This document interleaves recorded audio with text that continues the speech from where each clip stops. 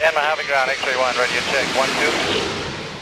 1, 2. Welcome to the Naval Aviation Ready Room podcast, where the stories, leadership, and leading-edge technology of naval aviation come alive. Hosted by retired Navy Captain Ryan Keyes, this podcast takes you beyond mere museum artifacts as he delves into the personal stories, pivotal decisions, and state-of-the-art hardware that define the world's most prolific aviation force. Today's Ready Room. In today's Ready Room, Captain Charles Plumb has lived what he believes to be the American dream. As a farm kid from Kansas, he fantasized about airplanes, although he felt certain he would never have the opportunity to pilot one. It would be in the United States Navy who afforded Plumb the opportunity to live out that dream.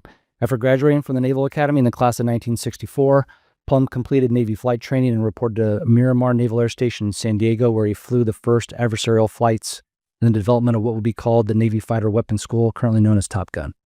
The next year, Plumb's squadron, the Aardvarks, launched on the aircraft carrier USS Kitty Hawk with Fighter Squadron 114 to fly the Navy's hottest airplane, the F-4 Phantom jet. Codename Plumber, that's your call sign at the time? Could have been Maverick. Yeah. We'll stick with Plumber for now. You don't choose your own call sign. That's right. Charlie Plumb flew 74 successful combat missions over North Vietnam and made over 100 carrier landings. On his 75th mission, just 5 days before the end of his tour, Plumb was shot down over Hanoi, taken prisoner, tortured, and spent the next 2,103 days in North Vietnamese prisoner war camps. His first prison cell was 8 feet long by 8 feet wide. During his nearly 6 years of captivity, Plumb distinguished himself as a pro in underground communications. He was a great inspiration to all the other POWs and served as a chaplain for 2 years. Following his repatriation in 1973, Plumb continued his Navy flying career in reserve squadrons where he flew A-4 Skyhawks, love that jet, A-7 Corsairs, and F-18 Hornets. His last two commands as naval reservist were on the aircraft carrier USS Coral Sea and with Fighter Air Wing in California. He retired from the Navy with the rank of captain after 31 years. I like this part. To this day, Captain Plumb continues to fly left seat at every opportunity. The most treasure plane he owns and flies is a World War II PT-19 open cockpit antique, which is currently on loan to Palm Springs Air Museum, and it owns a Rutan design experimental Long EZ. Since his return home, Plumb has captivated more than 5,000 audiences in almost every industry around the world, with stories that parallel his POW experience with the challenges of everyday life. So, Captain Plumb, welcome to the Ready Room. Thank you, Ryan. Glad to be with you. I read that for everyone just so everyone can kind of get a sense of his history, what he has accomplished, and if you don't know who Captain Charlie Plumb is, I want to say you've been living under a rock for the last 30 years, but maybe you have. I actually first saw you in 1994 when I was a midshipman and you came to the Naval Academy. Wow. Yep, that's when I first saw you and heard your story and saw your 8-foot by 8-foot box that you walked in. But before we carry on, I do want to, because I want this episode to kind of be more about your experience in the prisoner war camps. Sure. I do want to read your Silver Star citation. For conspicuous gallantry and intrepidity while interned as a prisoner of war in North Vietnam, September 1967, his captors, completely ignoring international agreements, subjected him to extreme mental and physical cruelties in an attempt to obtain military information and false confessions for propaganda purposes. Through his resistance to those brutalities, he contributed significantly toward the eventual abandonment of harsh treatment by the North Vietnamese, which was attracting international attention. By his determination, courage, resourcefulness, and devotion to duty, he reflected great credit upon himself and upheld the highest traditions of the naval service in the United States Armed Forces. Again, sir, welcome to the Ready Room.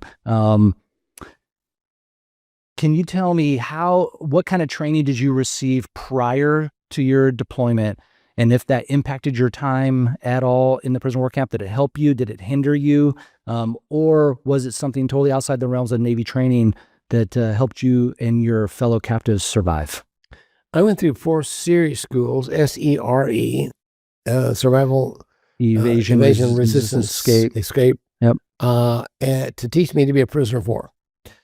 And I found that what I'd learned in the sandbox in the first grade was more important. Is that right? Yeah. One of the problems was that that school was based on the POW experience in Korea and World War II, with an open outside courtyard where you had a volleyball or a baseball and you walked around and you talked to the other guys. We were in jail cells. And I remember when I was first shot down, tortured, and put into that little 8-foot by 8-foot prison cell, I kept expecting that, this is just temporary, that they would come and let me out and let me play volleyball with the guys. I looked forward to that. And it took several weeks before I realized, man, this 8x8 is going to be my home for a while, because they're not letting me out and nobody's playing volleyball in the courtyard. And so that was the big shock to me, was that this wasn't going to be like World War II or Korea. Now, in a lot of cases, those guys, especially in Japan, they had it worse than we did by far. But point was, the training that I had received in the SEER school, I suppose it gave me kind of an partial feeling for what that was going to be like. But in the training, you always know that, Saturday morning's going to come and you're going to be back with the wife and cookies and brownies and having a good time again. Whereas in the prison situation, you never knew if it was going to be one day or a forever experience. And especially after 3, 4, 5 years in that, you really began to wonder. And so that was the big difference. But so I look at my survival and even thriving through the experience because I'm convinced that I came out better than had I never been there. Yeah. And statistically, it's true. There's a book called Lessons from the Hanoi Hilton that I highly recommend. And it's got a statistic in there that talks about a study was done about 10 years ago of all the combatants of Vietnam. 30.6% have PTSD. Nearly a third. Yeah. Mm-hmm. Of the prisoners of war, 4% have PTSD. And it's primarily the guys shot down near the end of the war were only POW. They weren't tortured. They kept their own clothes and jewelry and all this stuff. They're only there for a few weeks or a month or two, and they're worse off than the guys who were there for 8.5 years, like my buddy Alvarez. Mm-hmm. So, long answer to your short question, the SEER schools kind of missed the mark. Now, we have come back and commanded some of these schools, and in fact, one of my really good buddies and cellmates in a prison camp commanded the survival school here, in prison camp. So, and so we consulted with the Air Force and Navy SEER schools and try to get them to figure out, man, this wasn't out in the courtyard. This is a jail cell, and so that's probably what you went through, as a matter of fact. Right. Yeah. So I went through in January of 1998, February of 1998 in Warner Springs as well. The same camp that I went through in 65 or 66. Right. Yeah. I think some of it had changed, I hope so. Yeah, exactly. But it still stayed this. I mean, I'm sure that it was roughly the same, right? You went out in the field for a few days, learned how to survive. You get to eat a rabbit, and then you evade from the Russian horde that's coming out and looking for you. Did they speak Russian to you? Oh, yeah, they did. Oh, yeah. Yes. Maybe the same guys. Yeah, it might be, grab your raglings, American, something like that. Yeah. And I see you, you're no Bush. And so then they capture you, after that, or the partisans, tell you to go somewhere and you get rolled up. Yeah. And then you make it back to the camp. And then, I fell for the whole, obviously, and you have a week of classroom training prior to that to prep you to go out there. Okay. And of course, one of the things is, don't never sign anything. Yep. And so, of course, I go into a room and they're like, here, you can write a letter to your family. And so, let me write the letter to my family. And then, of course, they play it back to you the next day and say, oh, he just wrote his confession. Yep. He's an air pirate. And I was like, oh, my goodness. Yeah. I got debriefed on that. Yeah. And then, of course, you get to escape, or the camp is liberated, at that point. So, a couple of buddies that flew little airplanes, Cessna 172s. Mm-hmm. They went over Warner Springs and threw out leaflets over the prison camp. Okay. And it was As a joke? oh yeah, it was Charlie, for whatever you do, don't confess to the nuclear plans. That's pretty funny. Yeah, oh yeah. Yeah. Wasn't very funny. Yeah. That's actually pretty good. If you tried to do that today, I don't even know if that could even happen. Oh my goodness. No, it was fun. Oh my goodness. But I know that they're better than they used to be. But one of the things they told us was, whatever you do, don't lie to your captors, because they'll find out the lie and it'll really go tough on you. That was not true in Vietnam at all. No kidding. No kidding. Okay. We would tell them a lie, and when they found out that was a lie, they were embarrassed to come back and admit that you'd pull the wool over their eyes. Wow. Yeah, what a cultural difference. Exactly. Because, the Asians culturally don't want to ever admit defeat. And Shameful. Shameful, exactly. And so it was really weird. But when I was first tortured, and they were asking me, what base did you fly from? Okay. And I said, name, rank, serial number, date of birth, the code of conduct. And they beat me around a little bit and tied me up in a ball we call the rope trick. Okay, what base did you fly from? See, so the irony of it all was, it had been written on my flight. My parachute had USS Kitty Hawk, CVA-43. Is that right? Yeah. And they took that with you when you were captured? Yeah. Oh yeah. They got it. Okay. And so I'm figuring that's pretty tricky. The Navy tells you name, rank, serial number, date of birth, and then you write your ship on your back. Yeah, that's right. It so, says it right here. They should have shown it to you. Here, read this. Yeah. No, so I knew that they knew. Okay. Yeah. And so I'm thinking, well, maybe that's a little bit of a stretch for the code of conduct, but if I know they already know, then I can tell them. So right. About the third or fourth time they came in, remember the goon squad, I said, I flew from the aircraft carrier Kitty Hawk. That's a lie. That's a lie. They said. He slapped me around and kicked me over in the corner. It's a lie. No, I'm telling you the truth. No, it's a lie. We know that to get an airplane like an F-4 in the sky, you need a runway that's at least a mile long. And I said, it was time for my first lie. Okay. I'm saying, we got a lot of ships out there in the 7th Fleet. We just line them all up. That's pretty good one. No, they accepted this. And we learned, that was the way you get out of the torture, is to lie to them. And so we had all kinds of crazy things. One of the guys decided, they want to know the names of our squadron mates, and one guy decided that he's going to come up with the lineup of the New York Yankees as his squadron mates. And so he told everybody else. And so, because they tried to corroborate, our answers. And so, it was, and all these Yankees. Joe DiMaggio. Everybody. All those guys.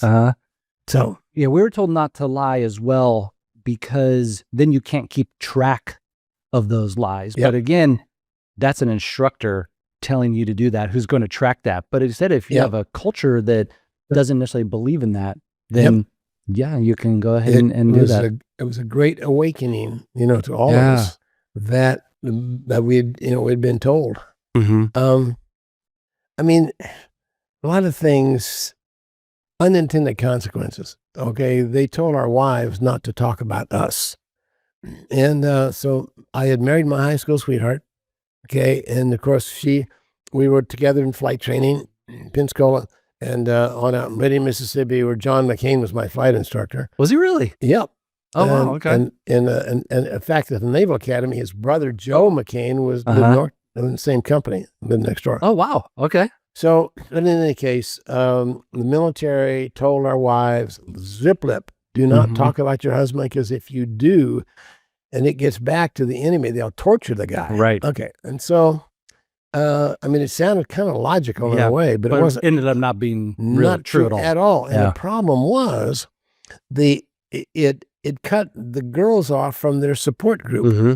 Because now back in those days, all male pilots, okay, and they had the wives clubs, Mm-hmm. right? Yep. And these wives would get together while we were deployed. Mm-hmm. Every week they would have a dinner. So they made cookies and took pictures and all this stuff, to try to encourage us.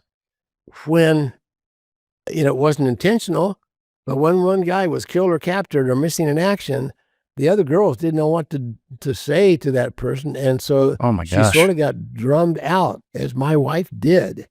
And so she didn't have the support group in San Diego. And so she went, Wow. yeah, She went back to Kansas. went back to Kansas with her parents and my parents. Yeah. And started life there. But she still couldn't talk to anybody except immediate family. And so it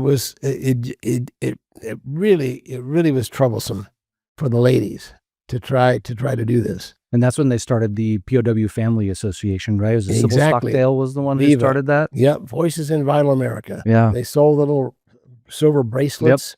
But yeah, that started that whole effort. Sybil Stockdale and several other wives decided, I'm not going to put up with this. And Sybil was a real tail twister. And she, in fact, Henry Kissinger, Secretary of State at the time, in his memoirs, said that Sybil Stockdale was a thorn in his side. Oh, that's great. Yeah. That's pretty good. It was.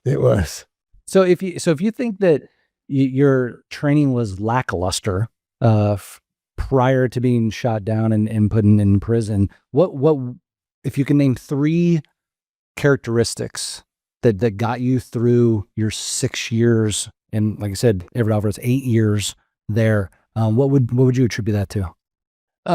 My faith was, I'm a man of faith. I'm a Christian, and my faith was vital, I think, in my survival. Communication was absolutely vital in my survival. I don't think I'd be alive if it hadn't been for Bob Shoemaker, who passed a wire across a storeroom and taught me the tap code. And and then the community of prisoners. Shoemaker told me, tugging on a wire in his coat, he said, you've just joined the finest team you'll ever play on.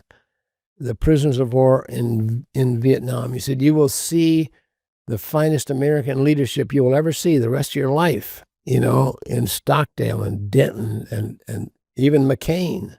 Just turned out to be great leaders of ours that coalesced all these guys under terrible circumstances, but they gave us a purpose, a reason.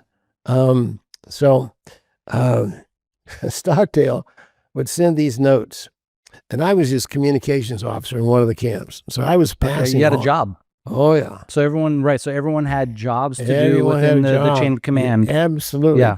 The chain of command was vital. Uh-huh. And I suspect that some of your civilian audience here will not understand, and it sounds kind of syrupy and all that military stuff. But anytime they moved us around, which they did about every 6 months, they moved me to a new camp, a different camp. And the first thing you did was compare your data rank and lineal number to everybody else in the camp. So you knew immediately, within a few days, you knew exactly your position. And we were divided, in air wing and then squadron commanders. A cell block would be a squadron and then a commander. Okay? Wow, okay. I don't think I've ever read that before. Yep. Well, okay. It varied camp to camp. Okay. But in the camps that I was in, everybody knew who was in charge. Yeah. And I was the SRO, senior residing officer, Mm-hmm. in my little prison cell when I got a roommate. Okay. Oh, okay. Because I outranked this guy. Yeah. In fact, I had we were in a cell 3 people, and I outranked both of them, and they didn't like that very much. Is that right? Yep. But in a situation like this, you learn to love and hate. It's kind of like a marriage, Mm-hmm. Some Close confine with somebody else for a really long time. Exactly. Yeah. Yeah. And you learn to hate you. Some of these guys actually got into fisticuffs with each other. I mean, living on rice and like no food. They would like wrestle one another on pooping the in a ground. pot. There was a 2-gallon bucket in the corner that smelled like crazy, you know? Yeah. I mean, all these little things, little irritants. And then you start talking military or politics or family or anything else. And you're just so sensitive to all this stuff. Anyway, so you know, and so they'd move me out and put me in solitary for another reason. You know, I don't know. I've been a bad boy, so they put me in solitary So confinement. were the majority, I actually thought that the majority of the prisoners were in solitary confinement. Is that not right? Not true. No. Oh, okay. The majority of the senior guys were. Oh, okay. So anybody commander and above Okay. was in more solitary. The record was 4.5 years, and that was Jerry Denton, who later admiral and senator Denton. But yeah, 4.5 years was the record. But the majority of the guys were in cells of 2 or 3 or 4, for the most part. But so you'd move me into solitary confinement, and I would miss those other 3 guys. Did you know? Yeah, yeah. The ones who would drive you crazy. Like a marriage, okay? You know, you go on deployment, you start missing your wife. Mm-hmm. Absence makes the heart grow fonder. That's true. Yeah. Oh, yeah. So, but the rank structure was key because it gave, you know, first of all, it gave you direction because you knew somebody was in charge and somebody was going to be calling the shots and somebody was going to be held responsible for what it was going on in their prison camp. And of course, I was happy to be a JG. Yeah. Well, I was going to explain to maybe people who don't understand lineal number. So if you and I are the same rank, but let's just say that you graduated 10 people in front of me from the Naval Academy, then you would technically outrank me, even though we graduated on the same day, same year, you name it. Yep. And so therefore now I really have to take orders from you. You are senior to me. That's right. So that's explanation of a lineal number or date of rank as well for some people. Yeah, thanks for that. Yeah. And not only that, but in 1964, the graduation of the Air Force Academy was the same as the Naval Academy. So you had Air Force guys there were 5 guys from 64 Air Force and 5 guys 64 Naval Academy. Oh, okay. Okay. And so we were all, you know, had to compare lineal numbers to figure out who was senior to whom. The other part of this was I was promoted twice while I was there and didn't know it. I've never been a Navy lieutenant. Well, I have been, but I didn't know that I was. No kidding, really? Yeah. And so I was a JG when I shot down, lieutenant commander when I came out. Excuse me. Did you get back pay? My wife was spinning it. Yeah. Sorry. But, sore subject. So one of my classmates, Ted Treble, came into the prison camp late in the war. He was lieutenant commander. And he started ordering me to empty the honey bucket, I mean, it was all in fun. Yes, but right. He outranked me by 2 ranks, and yet I had a lower lineal number than he did from the Naval Academy. So anyway. Funny how that works like that. Yeah. Yeah. Yeah. That structure, like you said, a lot of people maybe who aren't familiar with the military, that structure is what allows us to operate in combat. To be able to give someone orders, charge that hill, do this, something they don't necessarily want to do. Now, obviously, leadership is the backbone of giving valid, lawful orders to someone and then executing them. But, if let's say, turn to my buddy over here and, we're good buds and he's like, I don't want to do it or whatever it is. Well, if it's a lawful order, man, you have to go do that. That's the way it works. And I outrank you to be able to do that. And without that structure, then you honestly, like I said, you cannot necessarily execute combat operations in the military. The other part of that was to give us a united purpose. Mm-hmm. And that was vital. The fact that we were all marching to the same drummer. Mm-hmm. And in one of the bigger camps, Stockdale came up with this, was levels of resistance. Now, and so the SRO, the senior officer in the camp, was going to call a level of resistance of the prisoners, okay? And as I recall, there were 5, and the 5th one was a total prison riot. We were going to get out any way we could and kill as many guards as we could, and that was it. Luckily, we never got to level 5. Yeah, right. It may not have worked out well for you. Nope. And but level 1 was refusing to bow to the enemy. One of the things we had to do when you first showed up, you learned that anytime you came in any kind of contact with any Vietnamese, okay, you had whether it's a private or a general or a cook. Oh, okay. Anybody, you had a low ceremonious bow, to show your subservience to that person. Okay. And everybody did it, or you got knocked around pretty good until you learned to do it. And so, but it wasn't a big deal. And it certainly, it wasn't a hill we're going to die on. Okay. So level number 1 of resistance called by by our senior officer in the camp was refusing to bow. Sounds really stupid, right? But I will tell you this. You've got 350 individual cells in that prison camp, okay? And suddenly one morning when the guard comes and opens the flap to your door and you refuse to sell, but every other cell does exactly the same thing. It scared them to death. I mean, Wow. it sounds silly. Not really. But it showed them, that we had coordination, we had leadership, Right. We still had power. United Front. Exactly. And it was amazing. I mean, it was funny, really, because they couldn't understand this. They couldn't believe this. Why is everybody, doing the same thing? And so the leadership was vital in the prison camps. And I was really, really happy that we were all military, because if it had been a bunch of civilians in there that didn't have that structure and didn't come up with some kind of a structure to it, they certainly wouldn't have had the advantages we had. You made that comment about civilians. The other day I was actually looking at, because here we'll talk about later about the Return with Honor exhibit that's opening here at the museum on September 19th, which is National POW MIA Recognition Day. Right. I was talking to our designer, Umberto Amaro. I know Umberto. Yep. And, good guy. Yeah, great guy. I mean, a design genius for sure.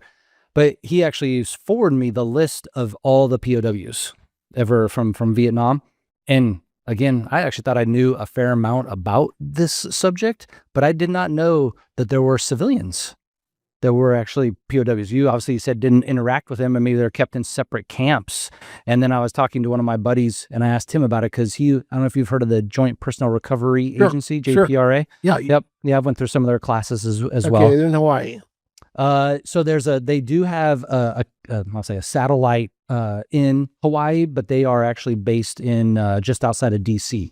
Okay. Is their main headquarters. I've been to the Hawaii base. As a matter of fact, got to know the Marine colonel that runs that place. Oh, okay. And I know that they go over and dig grave sites and stuff. Yeah. So that's the defense. What is it? POW. Is that a They're different the organization? recovery organization who does just that, right? DNA evidence, identification of source members. Yep. JPRA is more the they write the doctrine and the policy for personnel recovery throughout the DoD. So any kind of combat search and rescue, anything like that.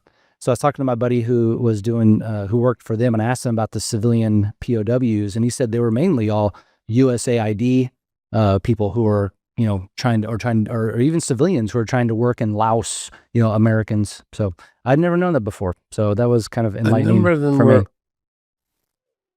captured in the Tet Offensive. They came down through that was 69, I believe. And, but we did not know they were there. Okay. There was also one woman, a German nurse, was in the camps, and we never knew anything about her until we were released. No kidding. But when we were released, I was in the hospital, as a matter of fact, with one of the civilians. And so, there were a few civilians there, but the vast majority of us were military. 591 guys came home, 591, and probably 500 of those were fighter pilots, because the difference was it was an air war over North Vietnam. It was a ground war in South Vietnam. Great point. And in fact, we weren't even called prisoners of war. we were called war criminals. The guys captured in the South were called prisoners of war because there was what they felt like there was a war going on in the South, but not the North. And so they considered that we had crossed their borders illegally. And so we would be tried at the end of the war, and some of us would be executed, they told us, because we were criminals, that we had crossed their borders without permission. Wow. I've never heard that distinction between the two. That's very interesting. Yep. So I was never called a prisoner of war as long as I was there by the enemy. Yeah, because some of the POWs could be any, like you said, an Army, E5 sergeant who was captured during some sort of ground offensive, and now they're a prisoner. Yep. Yeah. Now, there were a number held in South Vietnam, number of POWs in South Vietnam. Not very, I don't know, maybe, 50 or 75. They were brought up to Hanoi for the release. And so they were released about the same time we were. On the same airplanes? Did you fly on the same airplanes? No? No, Okay. Not for me. And I don't know. There were a number of airplanes. I mean, the release took, 2 or 3 months. And I'm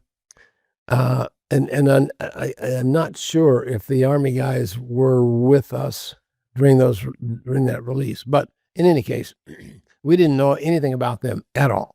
Surprised, actually, to find that there were prisoners of war from South Vietnam. Mm-hmm. I never knew that either. So let's go back to communication here real quick. And for those who are going to be able to watch this on YouTube, I brought this with me. It's the TAP code that we all get to learn in SEER school and whatnot. So for those who can see that, I can look it up, and it's pretty much down and across, right? The 5x5 matrix. Yeah, first and second letters. Right. Yeah. And it's 5x5. We substituted a C for a K. Right. Which added to the confusion. Sure, misspelling words. Yeah. Well, yeah, exactly. But A, first column and first line was tap, another tap. Z was 5 and 5, 5 down, 5 across, and all letters in between. And so, you think your email is cumbersome. You try communicating with that. I was going to say, so how proficient did you get with that? I mean, when you say, were you just able to pass short sentences, have full conversations? And then, everyone talks about, back in the day of, hey, I can type 40 words a minute with one error on a typewriter. Yeah.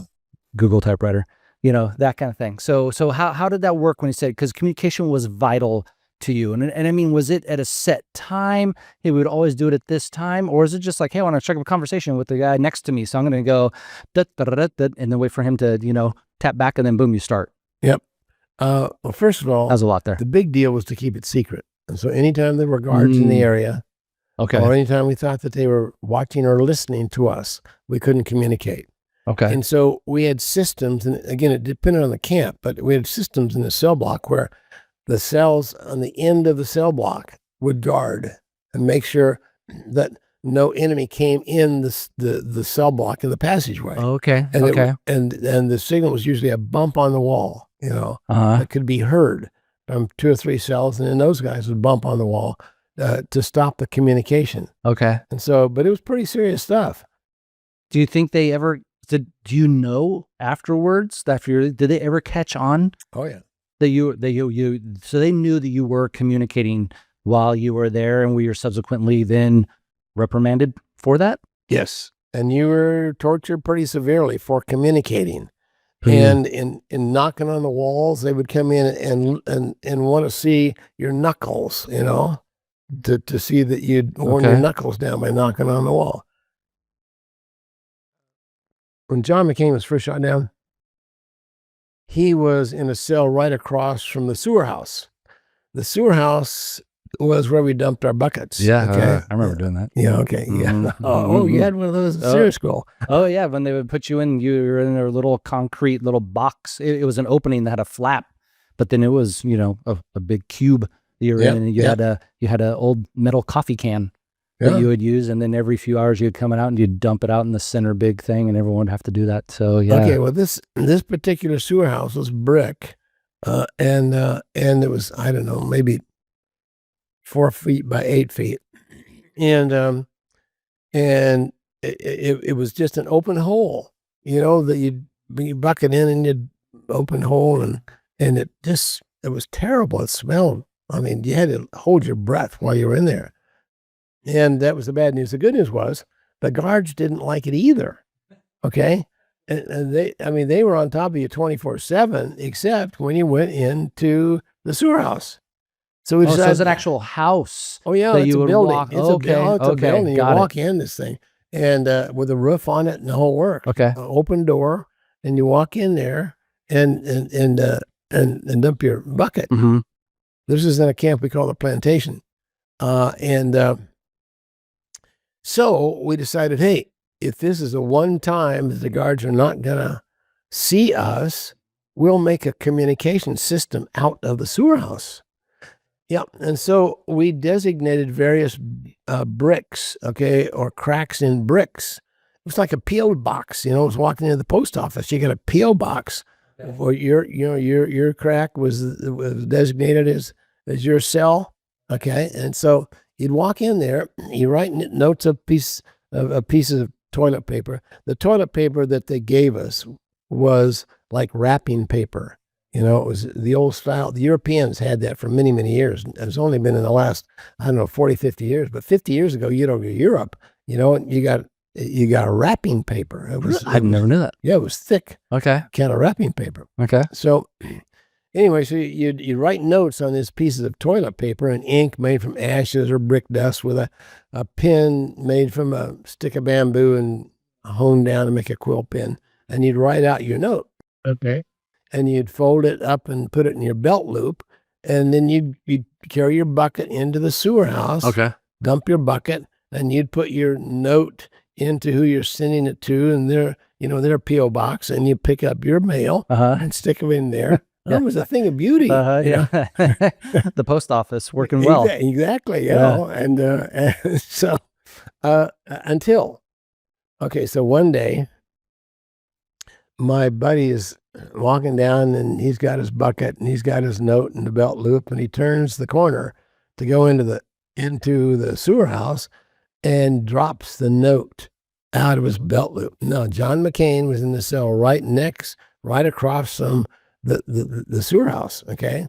And he's standing there. He had 7 broken bones when he was shot down. Okay. Mm-hmm. He's on homemade shoulders are all messed up. Yeah. He's on homemade crutches. Mhm. Okay. And he's peeking through a crack in his door, because he always watched, guys going in and out of the sewer house. And I'm convinced, I wasn't watching this, but I'm convinced before that piece of toilet paper hit the dirt, he was screaming and bloody murder and cussing and banging on his door, attracting the guard. And the guard went over and beat up John McCain, while my buddy picked up his note and went on into the sewer house. Wow.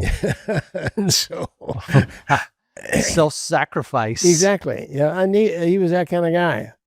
Just really. To protect the system. Yep. Right. Yep. Because had they found that, that would, of course, destroyed our communication system, and, Wow. torn down our post office. And, Right. That's and exactly not what it only was. that, but a lot of guys have gotten in a lot of trouble. So Wow. So we covered communication, talked about community and lineal numbers and structure. Can we go back to the faith side? sure. And I totally understand it, right? It said there are no atheists in foxholes, but after we said listening to some other things that you've talked about, there were atheists there in the prison camp. Yeah. Did they struggle with everyday things, or it was fine? It just wasn't. That's just the way that they handled their time there. Well, I'll tell you a story about 3 atheists. At the Naval Academy, I don't know if you still had the Officers Christian Union, the OCU. Yeah, OCA. Yeah. We call it the OCA, Officers Christian Association. Okay, Yeah, it was OCA. Okay.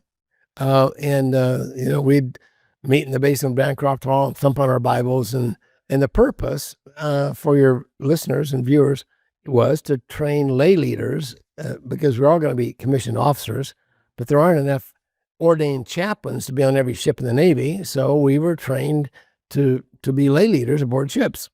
And that's what OCU and now OCA was all about.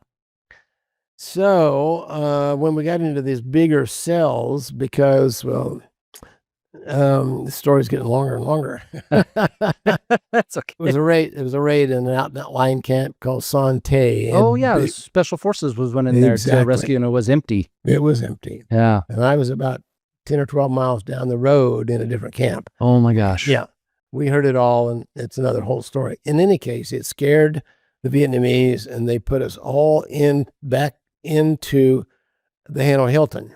Well, there wasn't enough room for everybody in Hilton, so I was in a cell that was about 20 feet by 30 feet, and we had 57 guys in that cell. We were, you were in there like sardines, but we were happy because we were together. For the first time, we had a group, and so we played all kinds of games and told all kinds of stories, and we had movie night, where one of the guys would tell a movie he had seen, and that was kind of interesting because it started out, with maybe a 10-minute review of the movie. Oh, is that right? And things added, and after a few months, it went from 10 minutes to 3 hours, spectacular, and the rating had gone from PG to X. Yeah.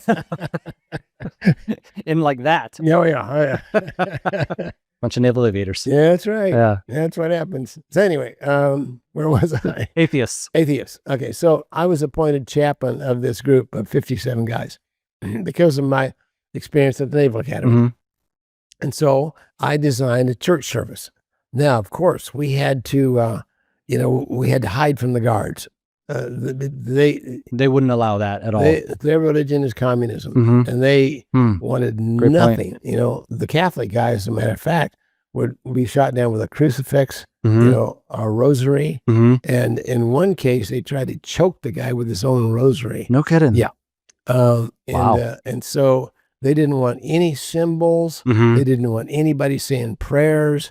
If you were caught in prayer, you'd be knocked over and kicked around.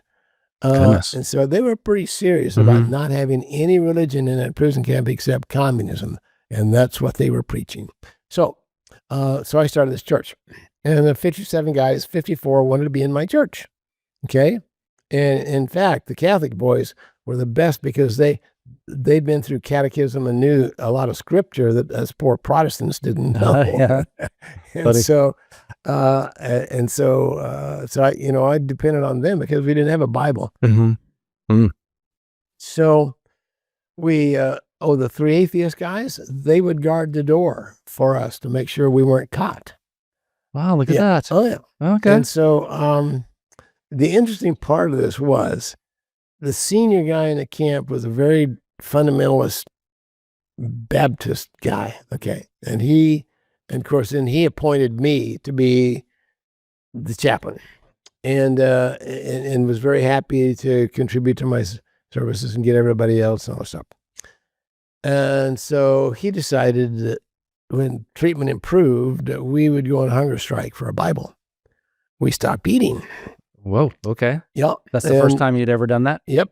Okay. Now, first time I had. Now, I found out after the fact that other guys had done similar things, but we didn't know that. We just knew that we wanted a Bible, that we thought that would be encouraging and inspiring and bring us together in the scripture. Okay.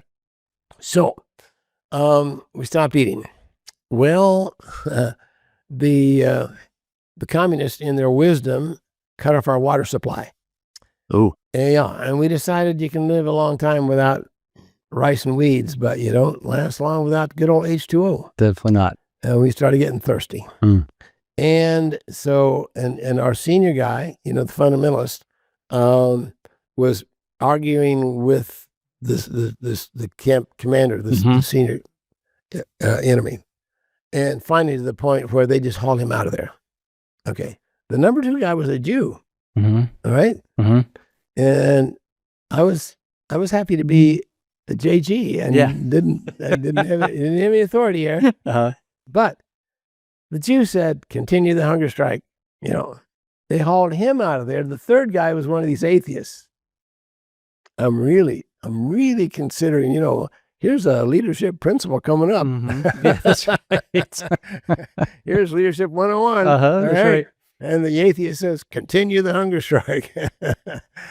Now, by that time, almost a miracle, in my mind anyway, was we found that we could burrow a hole in the cell wall to a big cell next to ours. And we had 50 guys in that cell. We passed a little tar paper tube through that hole. And the guys on the other side poured half their ration of water, and we caught the drips on the other side. We're going to survive. The third day, the Vietnamese came up with a Bible.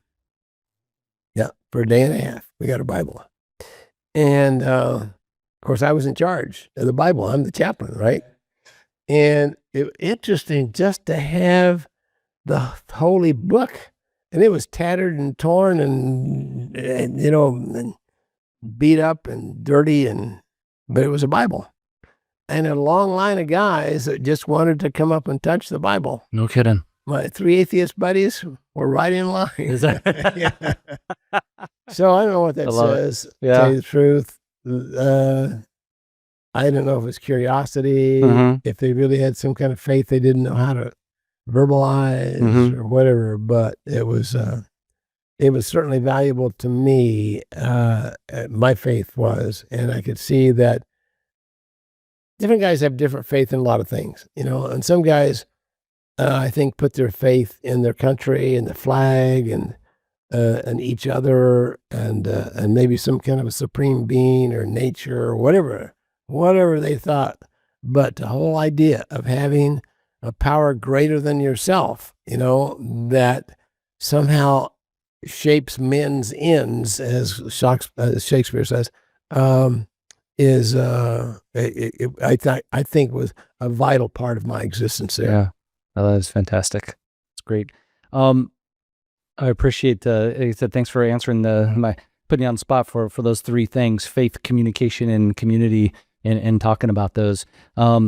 Two more questions before we move on to kind of the return with honor. Sure. Is how were you able to measure time, and how did that really affect you when you looked to the future? Was it just a micro goal day, right? That's kind of what we talk about sometimes. You're going through a hard time. Let me just make it to the next hour. Let me just make it to the next sunset, the next sunrise.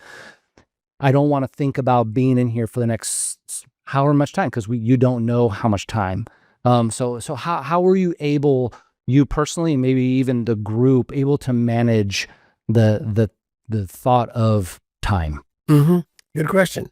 And it varied over the length of time that I was there. When I was first in the prison camp, I got to tell you how time slowed down. I remember the first night I was there, I was tortured all day and half the night, okay? They finally let me alone. I'm waiting for the sunrise because I'm thinking, the sun comes up and then maybe they're going to bring me some water or bring me some food. And I waited and the sun came up and I figured, okay, maybe this is in May. So I'm figuring maybe and of course we're closer to the equator. So I'm thinking maybe it's 7:00. Okay. And then I'm figuring, well, it's 8:00 and nothing happens and they don't let me out and they don't come by and nothing's going on. And I figure it's about noon. I still am getting hungry and thirsty. I figure it's about 2:00 in the afternoon. Okay. A guard comes in and I can see his watch. It's 8:30 in the morning. Oh my goodness. And that's how time just slowed down, I mean, it was just incredible how those first few days were like months. The opposite happened when I was released. I was in a hospital room in Clark Air Force Base in the Philippines. That was our first stop when we came home. And I'm in the hospital bed and I'm watching this digital type clock. I mean, it wasn't the digital thing we have today. It was numbers that flipped over. Yeah, sure. The old, but it was digitized. Okay. And so I'm watching this clock. And man, it's flipping over like crazy, you know? Somebody is trying to trick me here. Or Time maybe warp. Yeah, exactly. Uh-huh. Really. I really thought that somebody had rigged that clock because it was turning so fast. Like, slow down. Exactly. Slow down. So, but to answer your question about time, I started by putting little pieces of dirt, under my board bed to count the days. Okay. Okay. So I knew the day I was shot down, and I'm counting these days. And I don't know how long this is going to last. Of course, I'm assuming that I'm going to get out and see the other guys and find out, maybe they'll give me a watch or something, to tell time. Of course, that didn't happen. But I found out after even first few weeks that I could remember the day. I knew what was happening. And here's what happens. This is kind of weird. But when you have nothing else to think about, okay? How many hundreds of thousands of inputs do you and I have in our senses every day? All the time. Sights and sounds and colors and smells and all the touch and all this stuff that goes into our brain. When you're in an 8-foot by 8-foot prison cell with no windows, no doors, no radio, no clock, nothing to read, okay? Nothing. Your mind goes inward and you can remember things. Some of the guys had diaries and they could remember exactly what happened 3 years ago today. They heard a bird. 4 years ago today, there was a rainstorm. I could hear thunder. Wow. It's like etched into their memory, yeah. Never going to leave because they weren't being bombarded by any other outside influences. Yep. And so it became really easy to remember the day or the date because we had nothing else to think about. Yeah. That does sound counterintuitive at first, but then when you explain it, yeah. Wow. And then maybe your recall was probably pretty good as well. Because I know I hear stories about guys teaching like physics classes or something like that, math classes while you were there. So they could probably go back. I mean, graduate from college a few years before, but you could probably jump back and recall all of that now and bring it forward probably a little more clearly than you would have been able to if you had been in normal society, possibly. University of Maryland gave us credit for some of the things we had learned in the prison camp without books, without computers, without overheads, without professors, because we taught each other those courses. I taught a course in sailing. You didn't learn it enough at school? No. Yeah. No, but I'm mostly the Air Force guys. Some of these guys couldn't even swim. Okay. Okay. All right. And I'm teaching them sailing. Okay. And through tapping on a wall. I'm telling them how to jibe, how to tack, and how to trim the main and all this stuff, okay? All through tap code. On the tap code, yep. Teaching them to sail with a tap code. And about a month after I came home, I get this phone call. Charlie, one of my students. I just learned to sail. Oh, he's for real. I just rented a sailboat. I can sail, Charlie. Thanks to you. And you said you're welcome. Yeah. I'm proud of you, student. Yeah, that's right. Yeah, exactly. Just like a good flight student. So, but that's, the essence of it all, to answer 1,000 questions that I get is the time. You just don't understand how much time we had with nothing else going on, and how creative we got with communication, of course, my degree is in engineering, okay? And I was frustrated that I didn't have any way to measure anything, okay? I didn't know what an inch was. I didn't know what a pound was. I didn't know what a second was. I didn't know what a degree Fahrenheit was, okay? So I established what I called the POW Bureau of Weights and Measures. We didn't care what the rest of the world thought. I need to write that one down. Okay. We're going to have our own inch, Okay. We're going to have our own, and so I started to learn how to measure things. And so sure enough, my greatest achievement, okay, ready for this? Yeah, I am. Was to come up with a thermometer in a prison camp. Oh, okay. Yeah, okay. You want to try that one for a brain teaser. Yeah, I was going to say. So trying to measure the temperature inside of your prison cell. Yeah.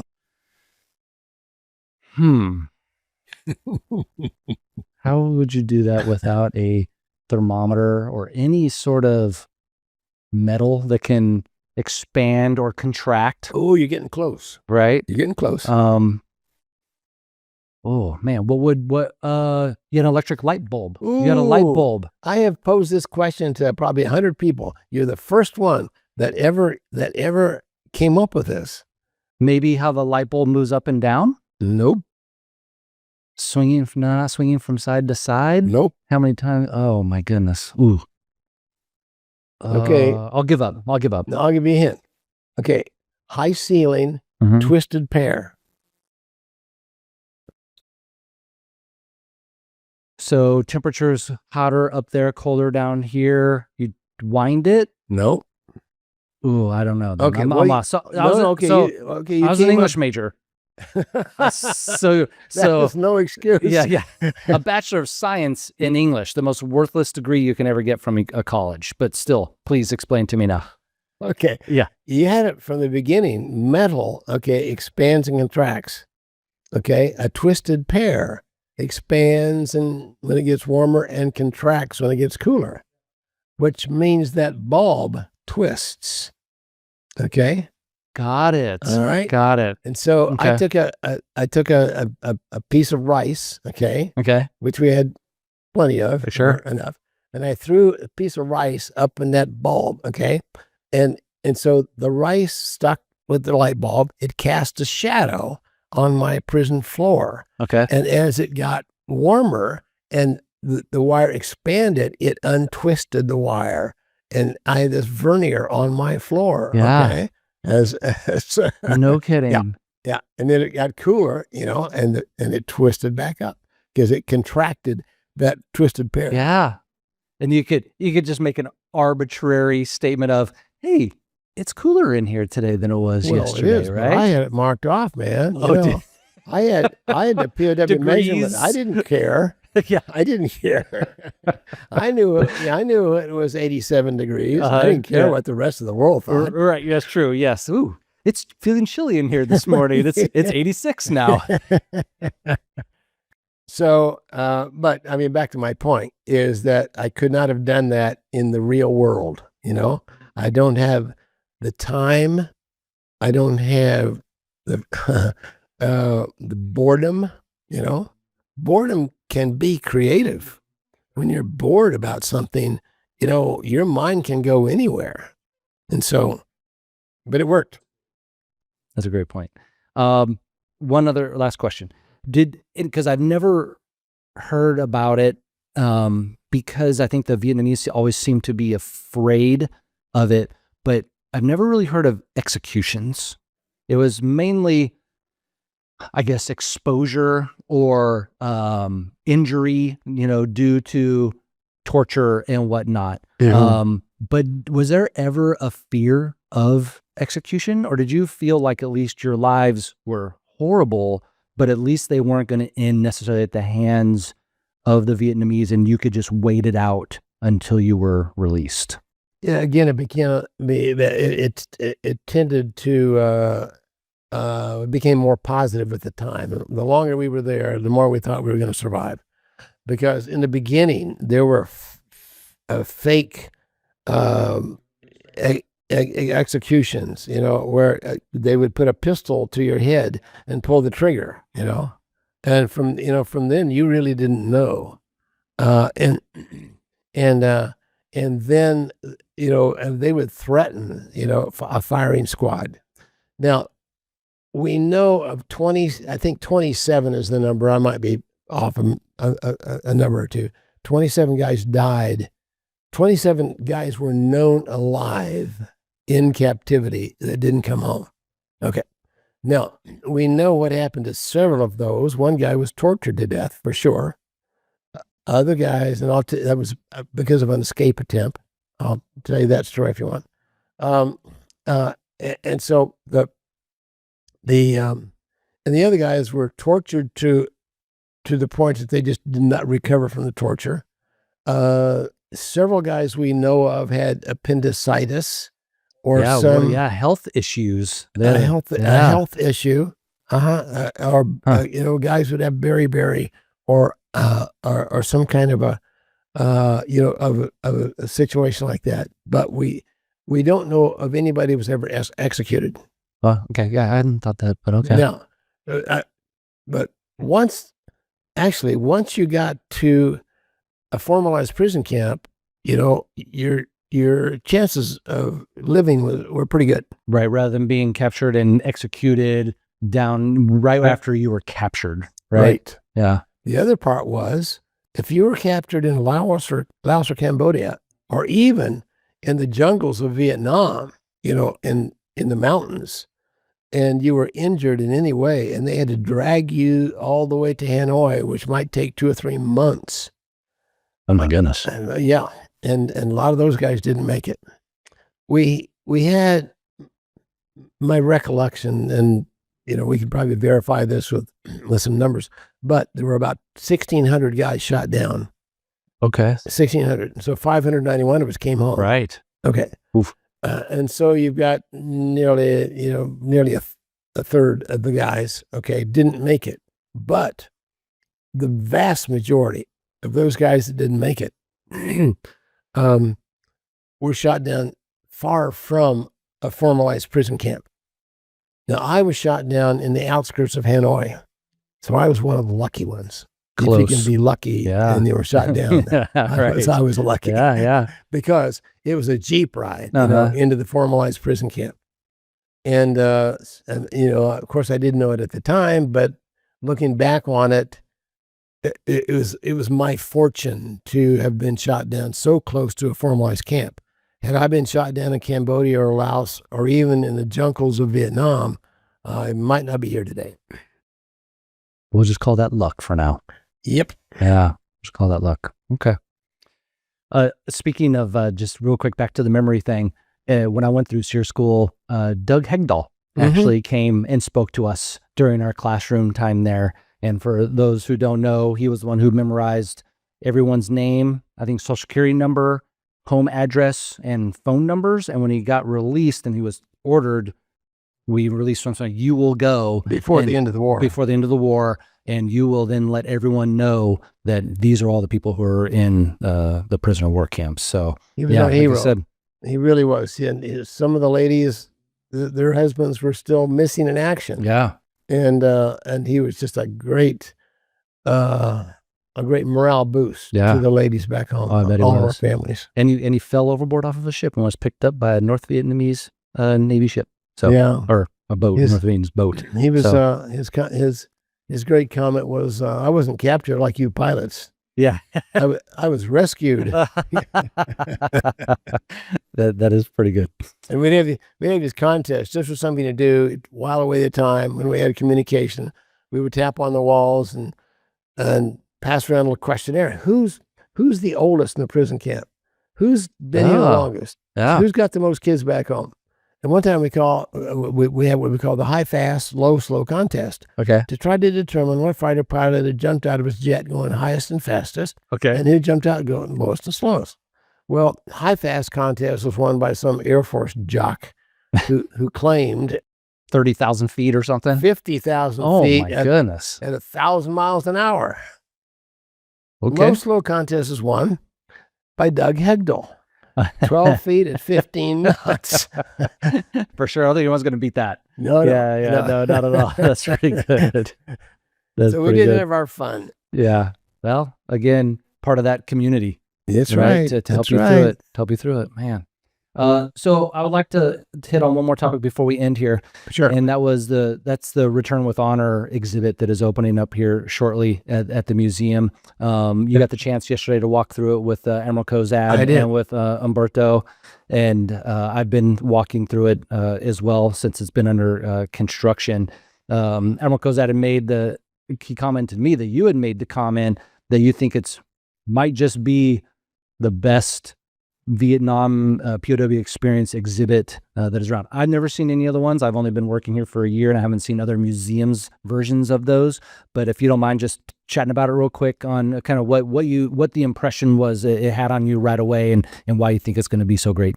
Absolutely. As you mentioned, I went through it yesterday, and it's not complete yet. It is not. But the feel that I got in just walking in was, man, this is my old home. Actual bricks. Real bricks from the prison cell in Vietnam. Correct. Were brought back. Yes. Okay. And so you walk in and it tells the whole story, not just of the prisoners of war, but our families. The first exhibit you see is the room in a family, an old television set, from the 60s. Okay. And the wife, the wife of a prisoner of war, of a military guy. Okay. And it tells the story, of her getting the word that he's missing in action. And so it brings you into that, that genre of fear and hope and all the stuff that went on here in the States, which I think is a very important story to tell. For sure. I mean, lots of people, want to hear the military story, but what was happening back home, I think, is just as dramatic. So anyway, that's where it starts. And then, first of all, it has a bigger than life picture of Admiral Stockdale. Right. Oh, yes. In the prison garb. Okay. And of course, I worked for him and knew him well, and it's just eerie to see that as sort of the entryway. Okay, so you walk in, and here's a truck, the back of a truck filled with prisoners. The guy gets shot down, put in a truck, and hauled into the Hanoi. And then it's got the entryway of the Maison Centrale, was the French word for that. French built that prison. Yeah. It's wild. For Vietnamese, okay? And one of our big problems was that they were much smaller than we were. And so everything in the prison was smaller. Yeah. Our the shackles for our ankles, the handcuffs were not really handcuffs; they're manacles that clamp down. With a key clamping these down. Well, our wrists were half again the size of a Vietnamese wrist, and so these manacles cut. And I still have scars from those silly things because they just cut into you. Yeah, and the leg irons as well were small. The beds, or they weren't really beds. And in fact, in the exhibit, they have the actual bed, which was brought back from the prison camp in Vietnam. And so it's a concrete bed, and it's there. But even the beds are too short for an American. Yeah. So in any case, so you walk on in, and you follow kind of a circuitous route through, and it has images of prisoners. It has, I think this is AI, where POW number one, or at least the first guy, Navy guy shot down, Ev Alvarez, and he's answering questions for you. Correct. And you can actually type in a question, or a kid can ask the question, hey, what did you have to eat? And he will answer you. Yeah, I know. And a whole program that has been written. That's correct. Ev sat there and answered on a video all the answers of all the questions he could think of they might ask. Right. And that's going to be really, really cool. It is. It's going to be very interactive. And then the last thing interactive is you can type in or scroll through and find any prisoner, including me, and it pops up on a screen, my mug and what happened to me and the whole bio of Charlie Plumb on the screen. That's part of the interactive part. And so, no, I was very impressed, and I hope that they get a big crowd on the 19th of September. I'm going to be in Europe, so I can't be here. Oh, darn. But I helped Umberto design the whole thing. I'm not the only one. Right. Yeah. No, a lot of POWs a lot gave of their POWs time have come through. Yep. and helped him design it. And even when I went through yesterday, he was asking, "Is this real? Did it really work like this?" And so he's a very creative guy. He is very detail oriented, and he has put his heart and soul for the past 3 years into designing and finally constructing this now over the last few months. So the museum itself is wonderful. I think it's the best museum I've ever. And I've been to all the museums. I've been to the Louvre. I've been to the Udvar Hazy Museum in D.C. Yep, I've been there too. Yeah. Pretty incredible. I mean, they have an SR-71 Blackbird and a space shuttle. So I mean, that's pretty cool. Yeah. But you're right. Enola Gay, Oh yeah, that's right. That's right. You stand there, you look into the cockpit, of the bomber that dropped the atomic bomb on Hiroshima. It's a great museum, but I'm partial because this is all Navy. Of course.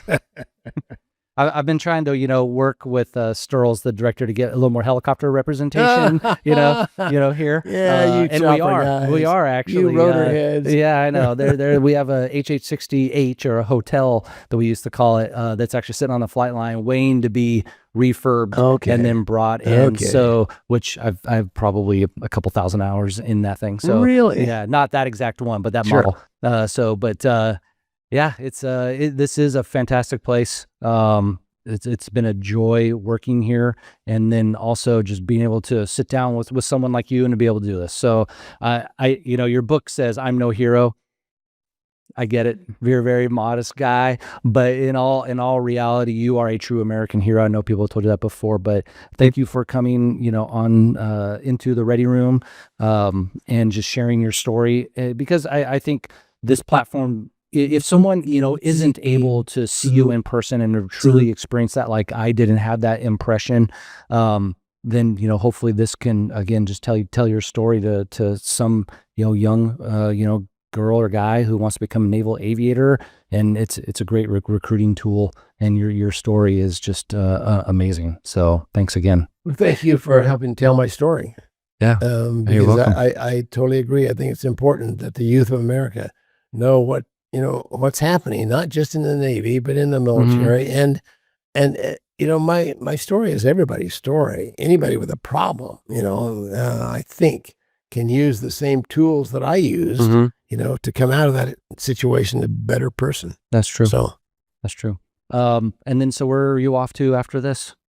Going home tomorrow. Is that back to Southern California? Yeah, for a day. I'm on the speaking circuit. I speak all over the country. Right. I've spoken about 5,000 times in my career. You have a lot of frequent flyer mileage. I am a 3 million mile flyer on United, 4 on Delta, and 5 million miles on American. In fact, I've often thought if they really want to incentivize me, to fly on my frequent flyer miles. Yeah. For 100,000 miles, they'll close the airport. Let me say, Yeah. Very nice. Very nice. No, but it serves, my family, I have 4 kids and 4 grandkids. Okay. And so we have what I call ski trips, SKI, spend the kids' inheritance. Oh, I like that. I need to start adopting that. All right. Okay. Yeah. And so I use my frequent flyer miles. I'm going to write that down. I'll attribute it to you. Don't worry. Oh, yeah, please do. Yeah. And I use my frequent flyer miles for these ski trips. And so I took them to Africa last year. And oh my goodness. Oh yeah. We've been to Machu Picchu. Yeah. Oh yeah. That's great. Man, getting out and about, that's for sure. And do you still fly to this day? Oh, yeah, sure. I have 2 airplanes. I have an antique World War II airplane. Yeah. And I have an experimental airplane. Yeah. Called a Long Easy. And it's cool. It's a pusher, right? It's a pusher. Yeah, good. It's carbon fiber, fiberglass. Goes about 200 miles an hour on 7 gallons an hour. Wow. Try your H model for that. Yeah, and definitely not. I mean, that beats a 172. It does. Yeah. In fact, I get about 30 miles to the gallon on an airplane. And plus the fact that it's fully aerobatic, stick and Oh, throttle. I didn't know that. Yeah. Oh, okay. Stick and throttle, bubble canopy. Yeah. Closest thing I can afford to a Super Hornet. Yeah, that's right. That's great visibility It for a is. fighter pilot. It is. Right? You gotta have it. To look like this. Gotta have it. Oh yeah. Man, yeah, that just motivates me. I need to, I lost my medical, I retired last year from the Navy. And I didn't renew my medical or anything like that. So I need to get back and start flying, I think, a little bit more. So you're motivating me to do that. Hey, Yeah. I'm gonna call you in a year. If you don't, Oh, boy. if you aren't flying, man. I'm gonna come down on you. Okay. All right. Okay. Challenge accepted, I All guess. right. Then. Oh man, I got to put my money where my mouth is now. Yeah. So I'll have to go home and tell my wife because she's going to be like, you're going to do what now? No, actually, she wants me to start flying again, which is great. But I was like, I was thinking about maybe I won't do it, but I don't know. Charlie Plumb tells me I need to start flying. So No, you need to be in the air. Yeah. Yeah, you're right. I mean, whenever I see anyone flying around and working here on Naval Air Station, Pensacola, Yeah. it does truly motivate me to want to get back up in the air again because it is a pretty unique skill. I got to fly with Blue Angels 2 years ago for my 80th birthday. No kidding. Yeah, they took me right out of here. Yeah. Yeah. Oh my goodness. Yeah. I love that. Yeah. Yeah. It was cool. My last plane in the Navy was the old Legacy Hornet. Okay. And so I'd been in Hornets before, F-18s, but not the Super Hornet. And it is it looks the same, but it's a different airplane. It is actually, a lot of people think it's the same, but yeah, it's actually bigger as well, like And physically bigger too. The roll rate of that thing, man, it just really throws your head around. Yeah. Yeah. You survived. I survived. Yeah, you survived. I mean, I got one ride in the F-18B. Okay. Yeah. The old B model. Back in the day. After I graduated, myself and 3 of my classmates were all stashed at Pax River. Oh. 3 of us were at what was called Strike Aircraft Test Squadron. Now I think it's called VX-23. I'm pretty sure, and they do all the testing for strike fighter aircraft. Yeah. And so I did get the opportunity to fly in the back of a F-18B, and we actually went up to like 42,000 feet and pumped the nose down, broke the sound barrier, couldn't even tell. No. So you just see go from Mach 0.9 to 1 to 1.1, 1.2, looking around, doesn't feel any different, no buffeting. It's only on the ground that they know that you've broken the sound barrier. Yeah, exactly. But at least as a helicopter guy, I did break the sound barrier at one I would time. say so. But I was stashed instant before I even started flight school. So that's pretty cool. You had that experience. It was very, like, again, pretty unique. A lot of other guys didn't get to do that. Definitely who weren't jet guys. I think one of my disappointments, my goals when I out of the Naval Academy was to be a Blue Angel and to go to test pilot school, to be a test pilot. Mm-hmm. Okay.